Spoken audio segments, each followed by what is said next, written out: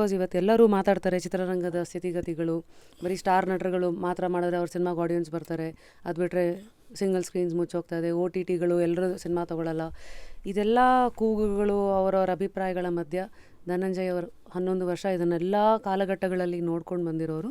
ಇವತ್ತು ಹೇಗಿದೆ ಆ್ಯಕ್ಚುಲಿ ಒಳಗಿನ ವಾತಾವರಣ? ಅಲ್ಲ, ಅಂದರೆ ಡೆಫಿನೆಟ್ಲಿ ತುಂಬ ಕಷ್ಟದ ಫೇಸಲ್ಲಿದ್ದೀವಿ.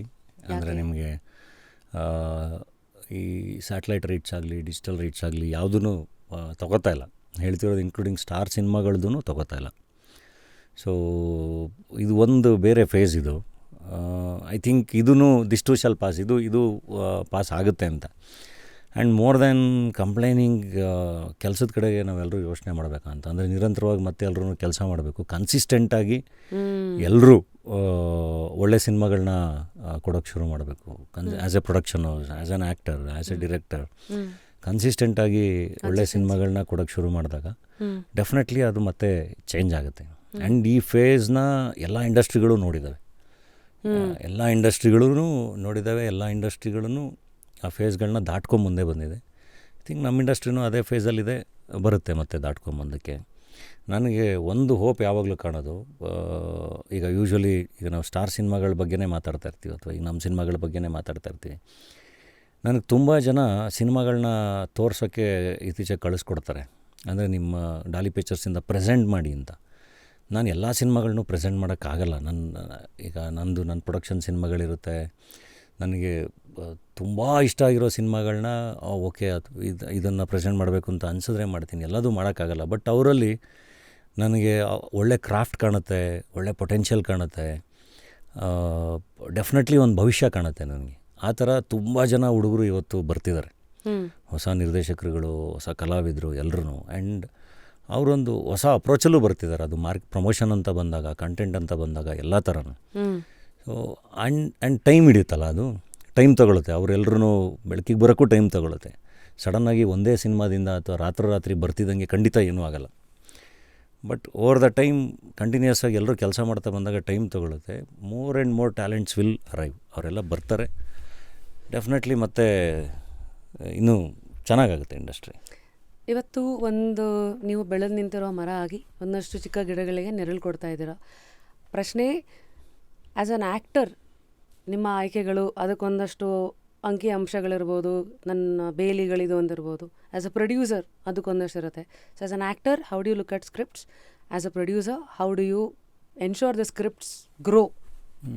ಅಲ್ಲ, ಈ ನೆರಳು ಎಲ್ಲ ಒಂಥರ ಮುಜುಗರ ಪಡುತ್ತೆ. I think I am investing on talents ಅಷ್ಟೇ. ಪ್ರತಿಭೆಗಳ ಮೇಲೆ ನಾನು ಇನ್ವೆಸ್ಟ್ ಮಾಡ್ತಾ ಇದ್ದೀನಿ. I am a good producer. Actor ಅಂತ ಬಂದಾಗ ಈಗ ನನಗೆ ಒಳ್ಳೊಳ್ಳೆ ಮಾಸ್ ಸ್ಕ್ರಿಪ್ಟ್ಗಳು ಬಂದಾಗ ನನಗೆ ಖುಷಿನೇ. ಏಕೆಂದರೆ ಅದರದ್ದೊಂದು ಎಕ್ಸ್ಪೆಕ್ಟೇಷನ್ಸ್ ಆಟೋಮೆಟಿಕ್ಕಾಗಿ ಕ್ರಿಯೇಟ್ ಆಗುತ್ತೆ, ಅದಕ್ಕೆ ಒಂದು ಒಳ್ಳೆ ಓಪನಿಂಗ್ ಸಿಗುತ್ತೆ. ಅದು ಸಖತ್ತಾಗಿದ್ದರೆ ಅದನ್ನು ಇನ್ನೊಂದು ಲೆವೆಲಿಗೆ ಜನ ತೊಗೊಂಡೋಗ್ತಾರೆ. ಸೊ ಅದು ಸೆಲೆಬ್ರೇಷನ್ ಮೂಡಿಗೆ ಕರ್ಕೊಂಬರುತ್ತೆ ಅವ್ರನ್ನ. ಸೊ ಆ ಥರ ಸ್ಕ್ರಿಪ್ಟ್ಗಳು ಬಂದಾಗ ಡೆಫಿನೆಟ್ಲಿ ಖುಷಿ. ಅದು ನಮ್ಮ ಉತ್ತರಾಖಂಡ, ಅಣ್ಣ ಫ್ರಮ್ ಮೆಕ್ಸಿಕೋ ಇವೆಲ್ಲ ಅಲ್ಲಿಗೆ ಬಂದ್ಕೊರುತ್ತೆ. ಇನ್ನು ಕೆಲವೊಂದು ಸ್ಕ್ರಿಪ್ಟ್ಗಳಿರುತ್ತೆ, ಅದು ಒಂದು ಮಟ್ಟಿಗೆ ನನಗೆ ಅಂದರೆ ಎಕ್ಸ್ಪೆರಿಮೆಂಟ್ ಅಂತ ಅನಿಸುತ್ತೆ, ಆದರೆ ಅವನ್ನ ಮಾಡಬೇಕು ಅಂತ ಅನಿಸುತ್ತೆ.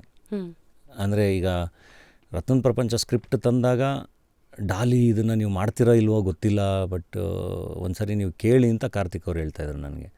ಬಟ್ ಕೇಳಿದಾಗ ಎಲ್ಲ ಇದು ನನಗೆ ಮಾಡಬೇಕು ಅಂತ ಅನ್ನಿಸ್ತು. ಅಂದರೆ ಅದನ್ನು ಬ್ರೇಕ್ ಮಾಡಿ ಮಾಡೋದಿದೆಯಲ್ಲ, ಅದು ಒಂದು ಸಣ್ಣ ಮಟ್ಟಿಗೆ ರಿಸ್ಕೇ. ಹೌದು. ಇವಾಗ ಕೋಟಿ ಕಾಮನ್ ಮ್ಯಾನ್ ಸಿನಿಮಾ ಅಂತ ಬಂದಾಗ ನಿಮಗೆ ನಾವು ಏನೇ ಪ್ರಮೋಟ್ ಮಾಡೋಕ್ಕೆ ಹೋದ್ರೂ ಅವರು ಸ್ಕೇಲು ಇನ್ನೊಂದು ಮತ್ತೊಂದು ಎಲ್ಲ ನೋಡ್ತಿರ್ತಾರೆ. ಇದು ಯಾವ ಥರ ಸಿನಿಮಾ, ಇದು ತುಂಬ ಸಿಂಪಲಾಗಿ ಏನೋ ಹೇಳ್ತಿದ್ದಾರಲ್ಲ, ಇದರಲ್ಲಿ ನಮಗೆ ಎಂಟರ್ಟೈನ್ಮೆಂಟ್ ಇದೆಯಾ ಇಲ್ವಾ ಅಂತೆಲ್ಲ. ಆ ಕೋಟಿದು ಟೀಸರು ಟ್ರೇಲರ್ ಎಲ್ಲ ಬಂದಾಗ ಅವ್ರಿಗೆ ಗೊತ್ತಾಗುತ್ತೆ, ಓಕೆ ಇಲ್ಲೇನೋ ಬೇರೆ ಮಾಡಿದ್ದಾರೆ ಅಂತ.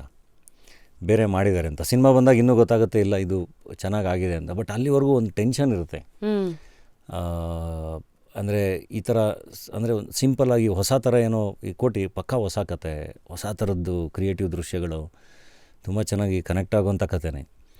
ಬಟ್ ಅದು ಅವ್ರಿಗೆ ಗೊತ್ತಾಗೋಕ್ಕೆ ಟೈಮ್ ಬೇಕಾಗುತ್ತೆ. ಅವ್ರ ಸಿನಿಮಾಗೆ ಬಂದಮೇಲೆ ಅದು ಅವ್ರಿಗೆ ಗೊತ್ತಾಗೋದು. ಅದಾದಮೇಲೆ ಅದು ಟಕ್ಕಂತ ದೊಡ್ಡದಾಗುತ್ತೆ ಆ ಥರದ ಸಿನಿಮಾಗಳು ವರ್ಕ್ ಆದಾಗ.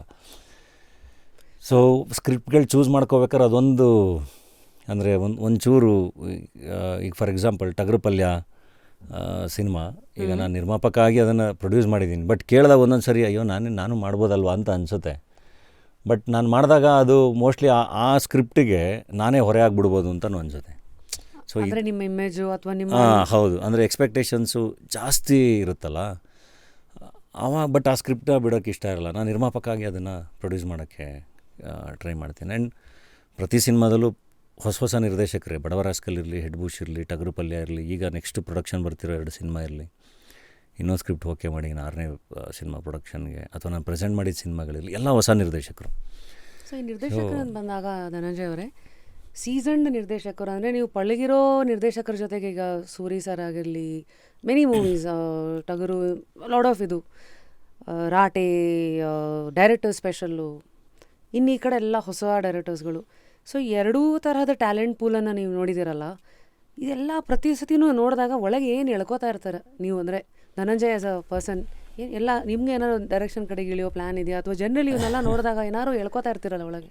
ಕಲಿತಾ ಇರ್ತೀವಿ. ಅಂದರೆ ಒಬ್ಬೊಬ್ಬರು ಡೈರೆಕ್ಟರ್ ಜೊತೆ ಕೆಲಸ ಮಾಡಿದಾಗ್ಲೂ ಒಂದೊಂದು ಎಕ್ಸ್ಪೀರಿಯನ್ಸ್ ಅಲ್ವಾ. ಈಗ ನಂಗೆ ತುಂಬ ಜನ ಕೇಳ್ತಾರೆ, ನೀವು ಪುಷ್ಪಾಗಿ ಹೋಗಿ ವಿಲನಾಗಿ ಮಾಡಿದಿರಲ್ಲ, ಯಾಕೆ ಒಪ್ಕೊಂಡ್ರಿ ಅಂತ ಕೇಳಿದ್ರೆ, ನನಗೆ ಅಲ್ಲಿ ಸುಕುಮಾರ್ ಹತ್ರ ಎಷ್ಟೊಂದು ಕಲಿಯೋದಿರುತ್ತಲ್ವ. ಅವತ್ತಿಂದ ಇವತ್ತವರೆಗೂ ಸೂಪರ್ ಹಿಟ್ಸ್ಗಳು ಅಷ್ಟೊಂದು ಕೊಟ್ಕೊಂಡ್ಬಂದಿದ್ದಾನೆ ಮನುಷ್ಯ. ನಾವು ಅವ್ರನ್ನ ನೋಡ್ಕೊಂಡು ಅವ್ರ ಸಿನಿಮಾಗಳು ನೋಡ್ಕೊಂಡು ಬೆಳೆದಿದ್ದೀವಿ. ಸೊ ಇವತ್ತಿಗೂ ಅದೇ ಎನರ್ಜಿಲಿ ಅದೇ ಥರ ಸೂಪರ್ ಹಿಟ್ ಕೊಡ್ತಾರೆ. ಅಂದರೆ ಅವ್ರು ಹೆಂಗೆ ಕೆಲಸ ಮಾಡ್ತಾರೆ ಅಂತ ಅವ್ರದ್ದೊಂದು ಫೋನ್ ಬಂದರೆ ಇಲ್ಲ ಅನ್ನಂಗೆ ಇಲ್ಲ. ಅಂದರೆ ಆ ಥರ ನುಗ್ತೀನಿ ಅಷ್ಟೇ ಕೆಲವೊಂದು ಪ್ರಾಜೆಕ್ಟ್ಗಳಿಗೆ. ಅಂದರೆ ರೈಟಿಂಗು ಸಖತ್ತಾಗಿರ್ಬೇಕು ಫಸ್ಟು, ಅದಾದಮೇಲೆ ನಿರ್ದೇಶಕ, ಅದಾದಮೇಲೆ ಅದನ್ನು ಸಪೋರ್ಟ್ ಮಾಡೋ ಅಂಥ ನಿರ್ಮಾಪಕರು ಇರಬೇಕು. ಯಾಕಂದ್ರೆ ನನ್ನ ಬದುಕಲ್ಲಿ ಅದೆಲ್ಲದು ಮಿಸ್ ಹೊಡೆದು ಈಗ ನಿರ್ದೇಶಕ ಚೆನ್ನಾಗಿದ್ದು ನಿರ್ಮಾಪಕ ಸರಿಗಿಲ್ಲ ಅಂದರೆ, ನಿರ್ಮಾಪಕ ಸರಿಗಿದ್ದು ನಿರ್ದೇಶಕ ಸರಿಗಿಲ್ಲ ಅಂದರೆ ಏನು ಮಾಡಿದ್ರೂ ಸಿನಿಮಾ ಏನೂ ಆಗಲ್ಲ.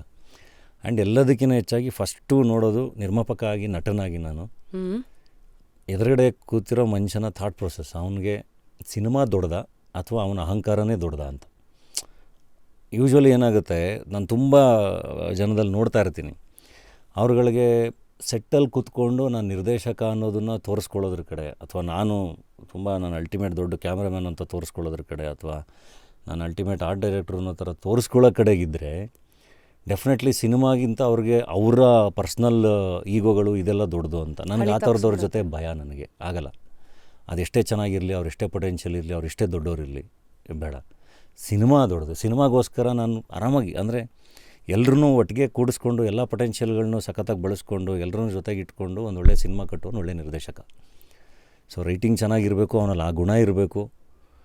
ಅವ್ನು ಸಿನಿಮಾಗೋಸ್ಕರ ಎಲ್ಲದನ್ನೂ ಹೇಳ್ತಿರೋದು. ಈಗ ನಾವೆಲ್ಲ ಸಿನಿಮಾಗೋಸ್ಕರ ಏನು ಬೇಕಾದರೂ ತ್ಯಾಗ ಮಾಡೋಕ್ಕೆ ರೆಡಿ ಇದ್ವಿ, ಏನು ಬೇಕಾದ್ರೂ ಮಾಡೋಕ್ಕೆ ರೆಡಿ ಇದ್ವಿ. ಹಂಗಂತ ನಾವೇನು ದೊಡ್ಡ ಸ್ಯಾಕ್ರಿಫೈಸ್ಗಳು ಕೇಳಲ್ಲ. ಬಟ್ ಸಿನಿಮಾಗೆ 100% ಆನೆಸ್ಟಾಗಿರಬೇಕು. ಅವ್ನು ಸಿನಿಮಾ ಕಮಿಟೆಡ್ ಆಗಿರಬೇಕು. ಅದು ಬಿಟ್ಟು ಬೇರೆ ಕಡೆ ಅವ್ರದ್ದು ತಲೆಗಳು ಓಡುತ್ತೆ ಅಂತ ಒಂಚೂರು ಅನಿಸಿದ್ರೂ ನಾನು ಮುಂದುವರ್ಸಲ್ಲ. ನಟನಾಗಿನೂ ಅಷ್ಟೇ, ನಿರ್ಮಾಪಕನಾಗಿನೂ ಅಷ್ಟೇ. ಅವರೆಲ್ಲ ಅದಿದೆ ಅಂದಾಗ, ಕತೆ ಚೆನ್ನಾಗಿದ್ದಾಗ, ನಿರ್ಮಾಪಕ ಆಗಿ ನಾನೇನು ಮಾಡ್ಬೋದು ಅಂತ ಅನ್ನಿಸ್ದಾಗ, ನಾನು ಅಂದ್ಕೊಂಡಿರೋ ಬಜೆಟಲ್ಲಿ ಇದ್ದಾಗ ಐ ವಿಲ್ ಪ್ರೊಡ್ಯೂಸ್. ಆ್ಯಕ್ಟ್ರಾಗಿನೂ ಅಷ್ಟೇ. ಎಷ್ಟು ಚೆನ್ನಾಗಿ ಪ್ರಪಂಚದ ಎರಡು ತುದಿಗಳು ಮನುಷ್ಯರ ಮಧ್ಯ, ನಾನು ನೀನು, ಇಷ್ಟರ ಮಧ್ಯನೇ ಮೋಸ್ಟ್ಲಿ ಇಲ್ಲ ಒಂದು ಫೇಸಲ್ಲಿ ನಾನು ಅಂದ್ಕೊಂಡು ಓಡಾಡ್ತೀವಿ. ಕೆಲವು ಸತಿ ಇದು ಯಾವಾಗ ನಮ್ಮನ್ನೇ ತಿಂತದೆ ಅಂತ ಗೊತ್ತಾದಾಗ ಸರಿಸಿದ್ರೆ ಕಾಣೋದು ಬರೀ ನೀನು, ನಿಮ್ಮ ಮುಂದೆ ಇರೋ ಇದು ವಿಚಾರಗಳು. ಅಂದರೆ ನಾನು ಆರಾಮಾಗಿರ್ತೀನಿ, ನನಗೆ ಬೇರೆ ಯಾವುದೂ ಇಲ್ಲ. ನನಗೊಂದು ಸರಿ ಸೆಟ್ಟಿಗೆ ಹೋದರೆ ನನ್ನ ಕೆಲಸ ಅದು ಇದು ನಾನು ಅಷ್ಟು ಬಿಟ್ಟರೆ ಬೇರೆ ಎಕ್ಸ್ಟ್ರಾ ಏನೂ ಲಗೇಜ್ ನನ್ನ ಹತ್ರ ಇರೋಲ್ಲ. ನನ್ನ ಹಂಗೆ ನೋಡ್ಕೋಬೇಕು, ನಾನು ಹಿಂಗೆ ನೋಡ್ಕೋಬೇಕು, ನನಗೇನೋ ಗುಡ್ ಮಾರ್ನಿಂಗ್ ಹೇಳಬೇಕು, ನಾನು ಯಾವುದೂ ಎಕ್ಸ್ಪೆಕ್ಟ್ ಮಾಡಲ್ಲ. ನನ್ನ ಪಾಡಿಗೆ ನಾನು ಖುಷಿಯಾಗಿ ಹೋಗಿ ಎಲ್ಲರೂ ಮಾತಾಡ್ಸ್ಕೊಂಡು ನನಗೆ ಅಷ್ಟೇ ಚೆನ್ನಾಗಿ ಕೆಲಸ ಆಗಬೇಕು ಸೆಟ್ಗಳಲ್ಲಿ. ಈ ಆ್ಯಟಿಟ್ಯೂಡು ಫಸ್ಟಿಂದಲೂ ಹಿಂಗೇನಾ, ಅಥವಾ ಇದು ನಿಮಗೆ ಈ ರಂಗ ಹೇಳ್ಕೊಟ್ಟಿದ್ಯಾ 11 ವರ್ಷಗಳ ಅನುಭವ? ಅದೇ ಕೆಲವುದು ನಾವು ಬದಲಾಗ್ತಾ ಹೋಗ್ತೀವಲ್ಲ, ಒಂದು ಕಾಕ್ಟೇಲ್ ನಮ್ಮ ಇಡೀ ಲೈಫು. ಕೆಲವು ಸತಿ ಅದು ರುಚಿಯಾಗಿದ್ದರೆ ಚಂದ, ಯಾವತ್ತು ಅಯ್ಯೋ ಇದು ಏನಿದು ಕಾಕ್ಟೇಲ್ ಥೂ ಅಂತ ಅನ್ಸಿದ್ರೆ ಅವತ್ತಿಗೆ ಮುಗೀತಂತ. ಅಂದರೆ ನನಗೂ ತುಂಬ ಅನುಭವಗಳಾದಾಗ ಇಲ್ಲ ಇದು ಎಷ್ಟೊಂದು ಚೇಂಜ್ ಮಾಡ್ಕೋಬೇಕು ಅಂತ ಅನಿಸುತ್ತೆ. ಎಲ್ಲ ಇರೋದೇ ಹಿಂಗೆ, ಜಗತ್ತಿರೋದೇ ಹಿಂಗೆ. ಐ ಥಿಂಕ್ ನಾವು ಬೇರೆ ಥರ ಆಗಬೇಕು ಅಥವಾ ಬೇರೆ ಥರ ರಿಯಾಕ್ಟ್ ಮಾಡಬೇಕು ಅಂತೆಲ್ಲ ತುಂಬ ಜನ ಹೇಳ್ತಾರೆ ಕೂಡ.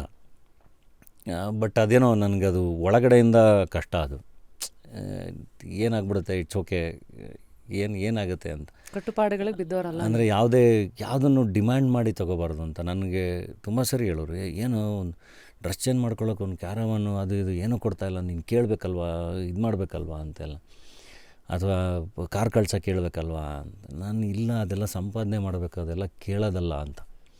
ಅವ್ರಿಗೆ ಅನಿಸಿ ಎಲ್ಲದನ್ನು ಕೊಡಬೇಕು.